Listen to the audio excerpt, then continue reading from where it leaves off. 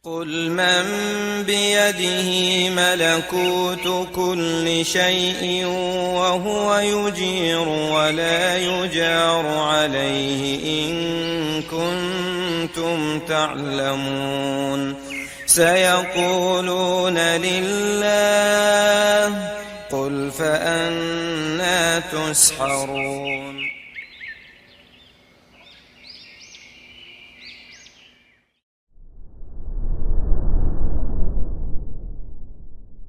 Assalamualaikum warahmatullahi wabarakatuh.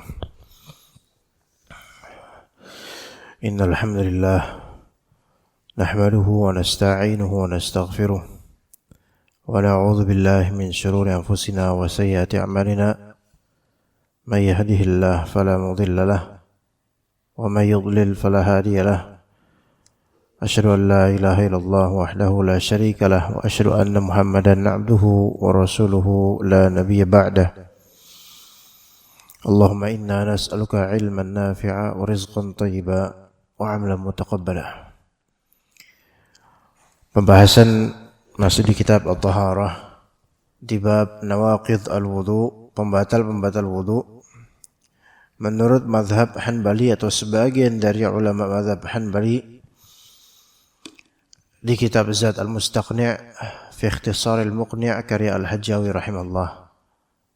Pada pertemuan sebelumnya kita telah membahas tentang masalah tidur. Al-aql, yaitu zawadul aql illa yasir an-naum.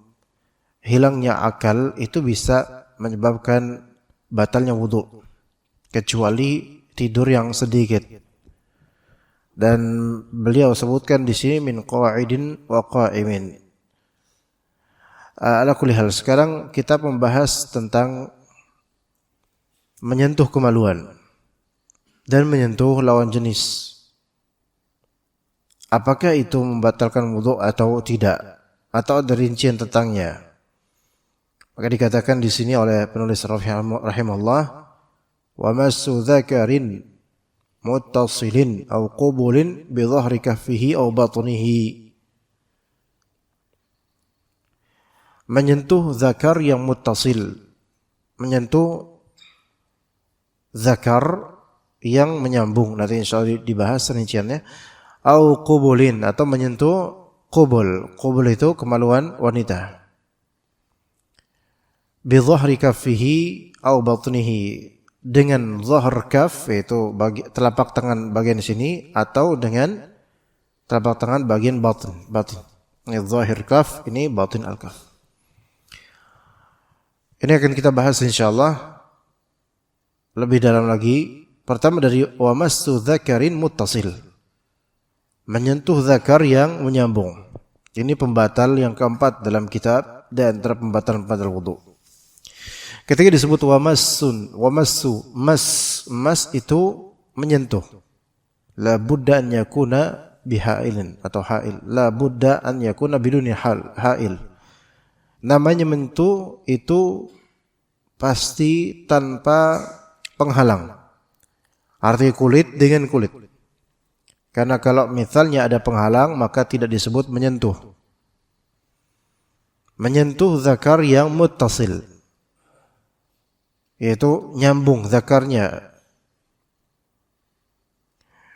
Nah, ketika disebut ini zakar, maka yang menyebabkan pembatal wudu yaitu menyentuh zakarnya, bukan sekitar dari zakar. Ya, seperti selangkangan atau testis. Karena penis dan testis itu berbeda. Maka ketika disebut ini zakar, maka ini adalah bagian penisnya, bukan bagian testisnya. Itu kalau misalnya kita mendengar ulama atau ahli fikih mengatakan menyentuh zakar, menyentuh kemaluan itu membatalkan wudu, maka ini maksudnya adalah menyentuh, kalau untuk laki-laki menyentuh zakar, bukan testisnya. Karena menyentuh testisnya itu tidak membatalkan wudu. Itu pun menyentuhnya dengan tanpa penghalang. Jadi kalau seseorang terhalang antara tangannya dengan zakarnya, dengan celana dalam misalnya atau kain, maka ini tidak membatalkan wudu. Kemudian ada tambahan sifat di sini muttasil. Zakar tersebut muttasil. Disyaratkan sini muttasil artinya bersambung. Lawannya muttasil yaitu munfasil, terpisah. Maka dikatakan oleh para ulama, falau quti'a zakaru insanin fi jinayatin aw ilajin. Kalau misalnya zakar manusia terpotong, zakar seorang pria dipotong. Entah karena jinayah yaitu tindak pidana atau karena ilaj kedokteran, penyembuhan. Ya, wa akhadhahu insanun liyadfinah. Kemudian seseorang mengambil potongan zakar tersebut untuk dafn, untuk dikubur, fa inna massahu la yanqudul wudu, dan menyentuh bagian tersebut tidak membatalkan wudu. Maka zakarnya memang yang muttasil, yang ada pada tempatnya. Adapun yang terpotong atau dipotong, maka itu tidak membatalkan wudu jika menyentuhnya. Itu disebutkan dalam kitab. Kemudian zakar tersebut la budda an yakuna asliyan. Zakar tersebut harus memang asli. Ini ihtirazan min al-khuntha, yaitu sebagai preventif pemahaman terhadap zakar yang dimiliki oleh khuntha, yaitu yang dimiliki oleh khuntha di sini perempuan yang mengoperasikan kemaluannya menjadi kemaluan laki-laki. Karena ini bukan asli. Karena zakarnya perempuan yang berubah jadi laki-laki, ini zakarnya tidak asli. Zakarnya tidak asli. Dan ini zakar tambahan, ya, buatan. Maka tidak membatalkan wudu ketika menyentuhnya. Ya, jadi mastu zakarin muttasil, menyentuh zakar yang memang masih pada tempatnya dan itu asli, maka ini membatalkan wudu menurut mazhab. Namun nanti akan kita jelaskan lebih lanjut. Au qubulin. Al-qubul itu adalah kemaluan perempuan, vagina. Dan itu harus asli juga. Miliknya asli. Ciptaan dari Allah Azza wa Jalla. Karena ada qubul al-khuntha, yaitu vagina yang dimiliki oleh banci atau bencong dan semisalnya yang dioperasi atau buatan, maka yang seperti ini tidak dianggap sebagai vagina asli. Meskipun secanggih apapun hasilnya. Ya, aslinya laki-laki jadi perempuan. Auzubillahi min dzalik, dan ini terlaknat. Dan sampai zakarnya kemudian dihilangkan dan juga testisnya dihilangkan dan diganti dengan vagina buatan. Na'udzubillah min dzalik. Maka ini tidak membatalkan wudu jika menyentuhnya bagi pemiliknya, ya. Karena ini qubul yang palsu, bukan asli. Bi dhahri kaffihi aw batnihi. Dan menyentuhnya ini dalam madhab baik dengan zahrul kaf atau batinul kaf. Zahrul kaf ini sini. Ini kan tangan ini maksudnya adalah kafain, yaitu kedua telapak tangan. Ya. Zahrul kaf ini punggung telapak tangan. Batin atau batinul kaf ini bagian dalam telapak tangan. Para ulama mereka sebenarnya berbeda pendapat mengenai batalnya wudu dengan penyentuhan seperti ini. Apakah dengan menyentuhnya dengan bagian dalam tangan saja, itu pendapat pertama, atau dengan ini dan juga ini, itu juga membatalkan, atau bahkan ada ulama yang mengatakan bukan hanya ini dan ini saja, bahkan kalau zira', yaitu sini bagian tangan sini kena dengan menyentuh kemaluan itu bisa batal. Ya, jadi ada perbedaan pendapat. Namun dalam mazhab ini, mazhab Hanbali mencukupkan dengan apa? telapak tangan, baik luar, zahir atau bagian batinnya, sininya. Sebagian dari ahli fikih mengatakan yang membatalkan wudu hanya menyentuh kemaluan dengan bagian dalam tangan ini, bagian dalam telapak tangan ini. Ya. Sebagian ulama menyatakan seperti itu. Ya. Adapun kalau misalnya bagian sini kena, maka tidak membatalkan wudu. Itu kata sebagian ulama. Ya, adapun jumhur ulama,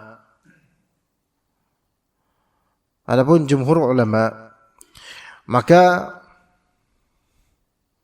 bagian batin, yaitu bagian dalam atau luar dari telapak tangan, maka itu membatalkan wudu. Dan kemudian yang ketiga, al-mas bi ghairil kaf la yanqudul wudu. Menyentuh tapi bukan dengan telapak tangan tidak membatalkan wudu.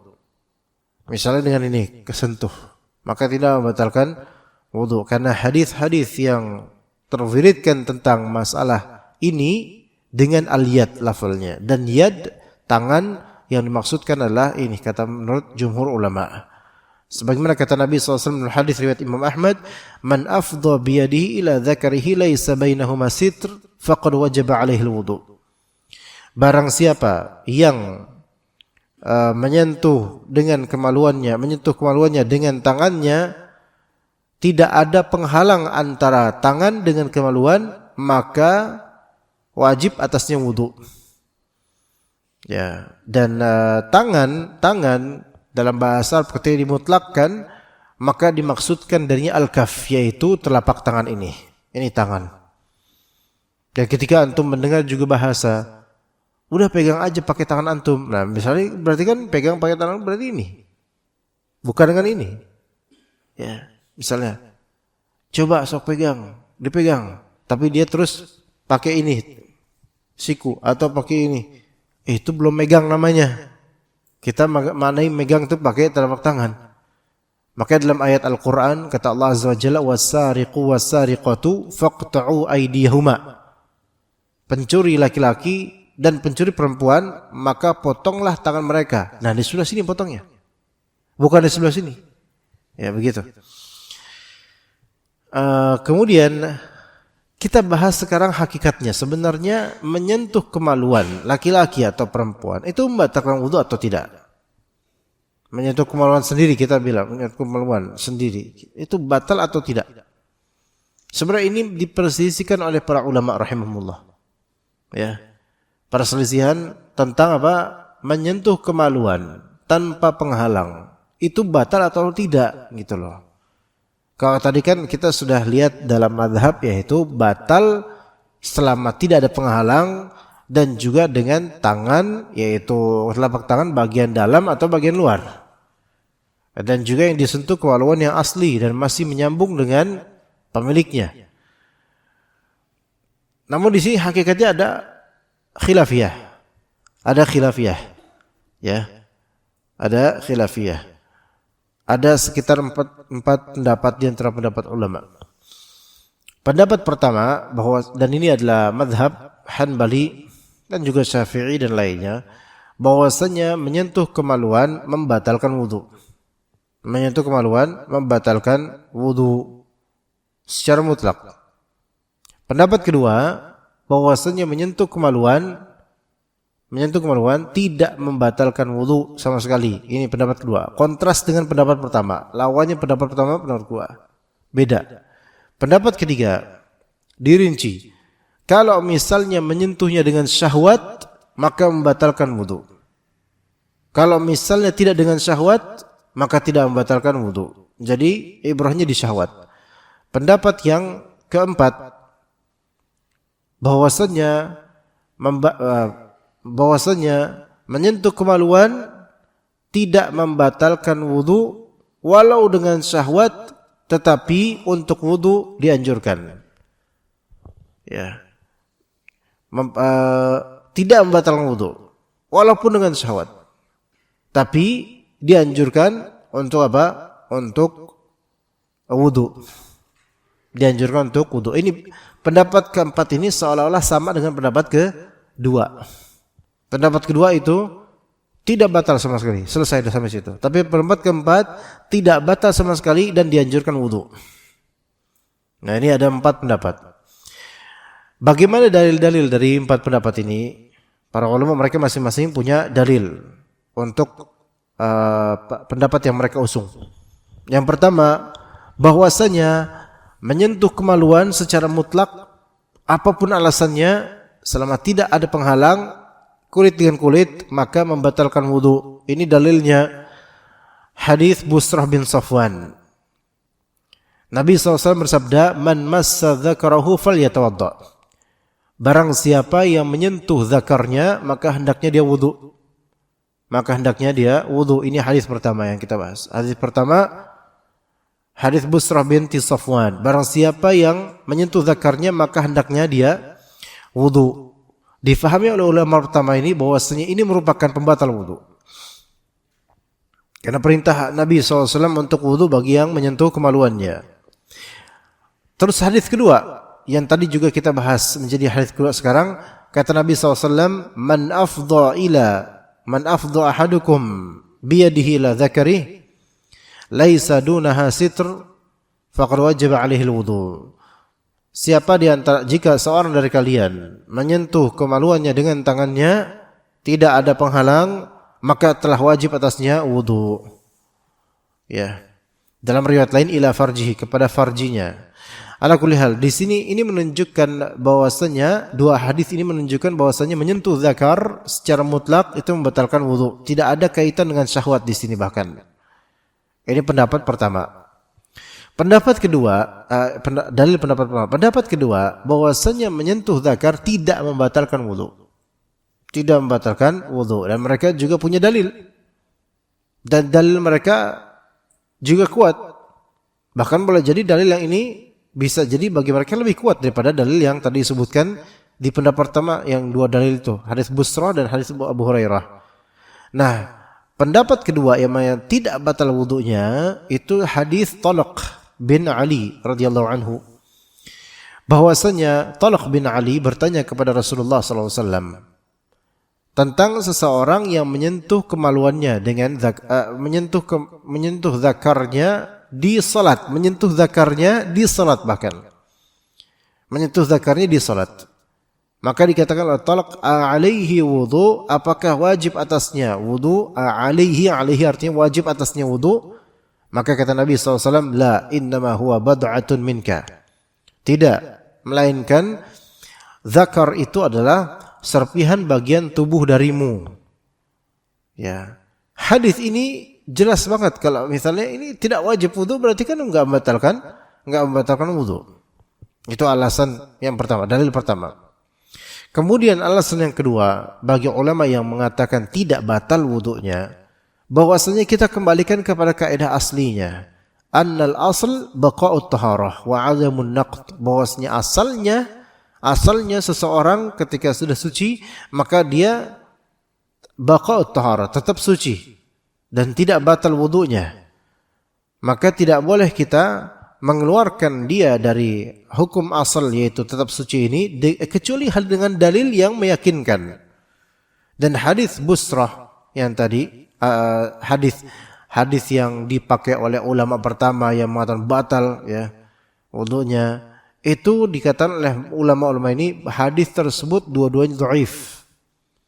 Hadis tersebut dua-duanya dhaif ya. Begitu. Dan tidak ada hal yang meyakinkan untuk membatalkan wudu kalau cuma sekedar memegang kemaluan. Dan asalnya tetap suci. Tidak batal wudunya, kata ulama kedua. Sampai Nabi SAW berkata, la yansarif hatta yasma'a sautan aw yajida riha. Ketika seseorang merasa di perutnya itu mules dan semisalnya, jangan dia keluar dari salat sampai dia mendengar suara kentutnya atau mencium baunya. Artinya sesuatu itu seseorang itu pada asalnya ketika dia suci maka dia tetap dalam kesuciannya sampai dia mendapatkan bukti yang kuat bahwasanya dirinya telah keluar dari kesucian, yaitu telah berhadas. Ini pendapat kedua. Jadi pendapat pertama, menyentuh kemaluan membatalkan wudu secara mutlak. Pendapat kedua, menyentuh kemaluan tidak membatalkan wudu secara mutlak. Nah, kita ke pendapat ketiga. Ya. Kalau dalam mazhab Hanbali ini pendapat yang pertama, ya. Pendapat yang ketiga, kalau misalnya dia menyentuh kemaluannya dengan syahwat, maka batal wudunya. Kalau menyentuh kemaluannya tidak dengan syahwat, maka tidak batal wudunya. Maka pendapat ketiga ini mengkompromikan hadis-hadis yang seolah-olah bertentangan. Karena hadis yang dipakai oleh ulama pendapat pertama itu hadis-hadisnya semuanya menunjukkan batalnya wudu. Hadis yang dipakai oleh ulama kedua menunjukkan tidak batalnya wudu. Dan kalau kita bisa kompromikan semua dalil yang seolah berkontradiksi ini, bertentangan ini, itu lebih afdal kita kompromikan. Maka kita temukan titik temunya, yaitu bahwasanya yang membatalkan wudu adalah menyentuh kemaluan dengan adanya syahwat. Menyentuh kemaluan dengan adanya syahwat. Maka kalau menyentuh kemaluan tanpa adanya syahwat, maka tidak batal wudunya. Ya. Dan Nabi SAW kan berkata dalam hadis talaq, innama huwa bad'atun minka. Sesungguhnya itu adalah bagian dari tubuh kamu. Nah, kalau itu bagian dari tubuh kamu, kamu sentuh tanpa adanya syahwat, itu sama seperti menyentuh bagian lain dengan adanya syahwat, tanpa adanya syahwat. Enggak ada masalah. Ya. Enggak ada masalah. Kalau misalnya antum bilang, kalau gitu menyentuh kemaluan dengan syahwat batal wudunya. Menyentuh kemaluan tidak dengan syahwat tidak batal wudunya. Ya, karena apa? Karena kata Nabi itu kan sama kayak bagian tubuh lain, yaitu serpihan bagian tubuh dirimu gitu loh, sama aja lah. Sekarang gimana kalau misalnya kita sentuh sendiri ini tapi dengan syahwat? Misalnya kan geli tuh, tapi dengan syahwat dan khayal, misalnya geli, ya, atau menyentuh bagian-bagian sensitif dalam tubuh, di tubuh kita yang bukan zakar misalnya. Ya, paham nggak? Kalau misalnya menyentuh zakar dengan sebab syahwat itu membatalkan wudu dengan alasan kalau enggak dengan syahwat tidak batal wudunya dengan alasan ini kan bagian tubuh kita kayak yang lain. Lalu bagaimana dengan bagian tubuh kita yang lain? Ya. Seperti dada misalnya, atau bagian sensitif, atau perempuan punya bagian sensitif selain dari kemaluan farjinya, maka apakah membatalkan wudu? Ya gitu loh. Jadi ada ulama yang juga menentang pendapat ketiga ini. Wah, antum pakainya masalah syahwat atau enggak syahwat nih. Dengan klaim antum menggabungkan antara hadis-hadis yang membatalkan dan hadis-hadis yang tidak membatalkan. Taib, alasan antum kalau misalnya ini dengan syahwat atau tidak dengan syahwat itu enggak batal wudu, itu kan karena zakar bagian tubuh kita sama dengan bagian tubuh lain. So, sekarang jawab, bagaimana kalau misalnya ada bagian tubuh lain yang terangsang kalau kita sentuh, apalagi dengan fikiran-fikiran misalnya. Itu kira-kira batal enggak wudunya? Nah gitu. Batal enggak wudunya? Maka dijawab oleh ulama pendapat ketiga ini bahwasanya tidak batal wudunya. Loh, kan ditentang lagi. Kok tidak batal wudunya? Tadi antum bilang kalau menyentuh zakar dengan syahwat batal wudunya karena syahwat. Dan antum alasan ini kan zakar bagian dari tubuh kita yang seperti yang lain. Lah kalau misalnya antum menyentuh telinga sementara itu bagian sensitif antum, batal enggak wudunya? Oh enggak batal. Kok tetap enggak bisa batal? Maka dijawab oleh ulama ketiga, iya enggak batal. Kenapa? Karena kita tetap pakai hadis Nabi SAW, man massa dzakarahu falyatawadda. Barang siapa yang menyentuh zakarnya maka hendaklah dia wudu. Rasulullah mengkhususkan zakar di sini. Tetap dikhususkan zakar. Memang zakar ini bagian tubuh kita. Namun Rasulullah di hadis lain juga mengkhususkan masalah zakar. Dua hadis bahkan, hadis satunya hadis Abu Hurairah dan satunya hadis yang Busrah. Ini masalah zakar. Maka enggak dikiaskan dengan bagian tubuh lain. Maka khusus barang siapa yang memegang zakarnya dengan syahwat, maka dia telah apa? Maka dia batal wudunya. Ini pendapat ketiga dan ini pendapat sebenarnya yang paling apa? Yang paling kuat sebenarnya, insyaallah ya. Cuman ada pendapat keempat yang juga sebenarnya kuat. Pendapat keempat yaitu pendapat yang dipilih oleh Syekhul Islam Ibnu Taimiyah rahimahullah, bahwasanya menyentuh kemaluan baik dengan syahwat atau tidak itu tidak membatalkan wudu, tetapi dianjurkan untuk apa? Dianjurkan untuk berwudu. Menyentuh kemaluan, ya, menyentuh kemaluan tidak membatalkan wudu, tapi dianjurkan berwudu. Ya, dianjurkan berwudu. Ini pendapat keempat. Dan kalau kita lihat, ya, empat pendapat ini sebenarnya semuanya kuat. Maksudnya kuat di sini, yang pendapat pertama ada dalilnya, bagi mereka dalil itu juga sahih. Pendapat kedua ada dalilnya, pendapat ketiga menggabungkan semua dalil, pendapat keempat juga menggabungkan dalil sama seperti pendapat ketiga, menggabungkan dalil. Hanya saja pendapat ketiga dikaitkan dengan syahwat. Kalau dengan syahwat batal, enggak dengan syahwat enggak batal. Pendapat keempat mau syahwat atau tidak enggak batal, tapi dianjurkan untuk berwudu. Karena pendapat keempat ini lebih ke menitik beratkan bahwasanya yang membatalkan wudu bukan menyentuh kemaluannya secara zat, melainkan yang membatalkan wudu adalah keluarnya madhi atau mani, itu yang membatalkan wudu. Keluarnya sesuatu dari kemaluan gara-gara penyentuhan tersebut. Sebenarnya pendapat keempat ini juga memiliki kekuatan logika dan juga dalil. Ya, ini masalah ini jadi sebenarnya kalau dibahas panjang. Ya, cuman kita wallahu alam, ana pribadi lebih condong ke pendapat yang ketiga. Yaitu kalau menyentuhnya dengan syahwat maka batal. Adapun menyentuhnya tidak dengan syahwat maka tidak batal. Kendatipun demikian, pendapat yang keempat juga punya bagian untuk diteliti. Ada kebaikannya. Karena pendapat keempat ini menitik beratkan pembatalan wudu itu ada di keluarnya sesuatu dari kemaluan dengan sebab syahwat atau dengan sebab memegang. Ya ala kulli hal. Ini akan menjadi khilafiyah, selamanya akan menjadi khilafiyah, seterusnya khilafiyah. Maka tinggal kita tuh megang yang mana, dengan dalil-dalil seperti apa. Ya. Dan ini masalah memegang, menyentuh, batal dan tidak itu sampai ana pernah melihat atau di hadapan ana juga ada seorang bapak ya yang dia konsultasi setelah kajian di daerah di Patra. Itu beliau sampai menyatakan ini, ana sama istri ana sampai berselisih. Ya, istri ana kata dia, istri saya itu saat menyatakan bahwasannya menyentuh istri itu tidak batal. Istri atau suami sentuhan setelah wudu tidak batal. Sementara ana bilang itu batal sesuai dengan mazhab Syafi'i katanya. Padahal mazhab Syafi'i enggak kayak gitu. Ya. Mazhab Syafi'i enggak seperti itu, nyentuh sedikit batal. Ya. Banyak orang menyangka bahwasanya nyentuh istri walaupun nyentuh bajunya setelah wudu itu batal. Ini salah banget ini. Salah banget. Ya. Walaupun tanpa syahwat batal. Jadi kayak enggak boleh nyentuh perempuan sama sekali kalau ada wudu. Lah terus gimana dong? Ya. Pertama ini bertentangan dengan dalil dan juga bertentangan dengan kenyataan yang normal manusia yang punya istri.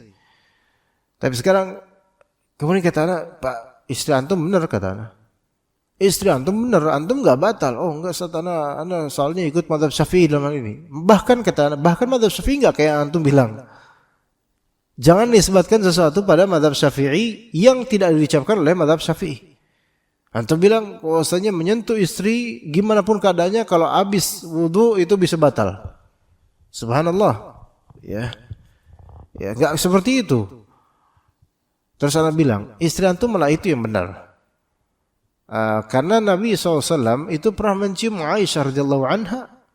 Dan mencium itu kemungkinan besar adanya syahwat normal. Dan beliau kemudian salat tanpa wudu lagi setelah mencium Aisyah, mencium sebagian dari istrinya itu Aisyah radhiyallahu anha. Tapi tetap aja itu Bapak bukan bermaksud untuk menentang ana, bukan, tetapi dia tetap menceritakan hal itu. Iya, ana mengikuti mazhab Syafi'i. Kini kayak nggak dengar apa yang ana omongin tadi tentang hadis tersebut gitu loh.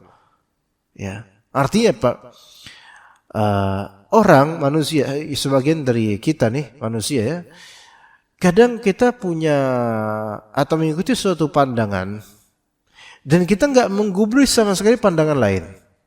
Padahal boleh jadi pandangan yang kita pilih itu tidak ada ulama yang mengatakannya. Tapi kita mengira ini ternisbatkan kepada ulama. Kita pegang teguh terus-terusan. Terus ada pendapat lain itu nggak digubris. Dan ada dalil lain, ada dalil yang bertentangan dengan pendapat yang kita pegang, itu ya kita udah dari awal sudah menegaskan atau sudah punya seperti penghalang. Enggak bisa ada yang mengubah pandangan saya. Lah ini enggak bisa, seperti enggak benar ya. Ketika memang ada dalil yang bertentangan dengan pandangan yang kita pegang dan dalil itu sahih secara sanad, secara makna juga tentunya, maka ya kita harus kembali kepada dalil. Kembali kepada kebenaran. Iya. Sampai itu bapak itu cerita gitu dan udah ana tuntaskan penjelasan, bapak-bapak lainnya tuh, Pak, itu kan udah ada dalilnya Pak dari hadis Aisyah radhiyallahu anha gitu. Tapi bapak itu tetap bersikukuh. Ana pikir beliau, wallahu alam, ana husnuzan, beliau ini tetap bersikukuh karena enggak paham omongan ana. Dan enggak paham omongan ana karena apa? Karena sudah dari awal sudah ada firewall, sudah membentuk firewall duluan. Tidak ada pemahaman yang boleh masuk, gitu loh. Tidak ada pemahaman yang boleh masuk sehingga dia nggak bisa paham. Ini juga pelajaran ya, kawan. Dan ini ada masalah-masalah kayak gini. Mungkin kita masing-masing temukan di kehidupan kita. Kita ketemu dengan orang-orang yang bebal. Bebalnya dia tuh bukan dimaksudkan olehnya untuk menentang kebenaran, tetapi bebalnya karena apa? Karena saya udah begini. Dan saya nggak mau tahu dengan pendapat yang lain walaupun itu benar. Pokoknya saya udah gini dah, udah biarin aja saya kayak gini. Nah, ini kalau dalam beragama repot ya. Kalau seperti ini, ketika ada dalil yang bertentangan dengan pendapat yang dia pegang, yang mana itu pendapat lemah, bahkan nggak ada ulama berpendapat seperti itu tapi dia yakini itu pendapat ulama, maka ini ya nggak ada. Terus gimana dong beragama seperti ini? Ya repot jadinya. Bertentangan dengan dalil dan semisal itu ya. Jadi pembahasan seperti ini juga ada efeknya juga di antara orang-orang ya, bahkan sampai suami istri bisa berselisih gara-gara masalah suci dan batal dari kesucian. Ya subhanallah.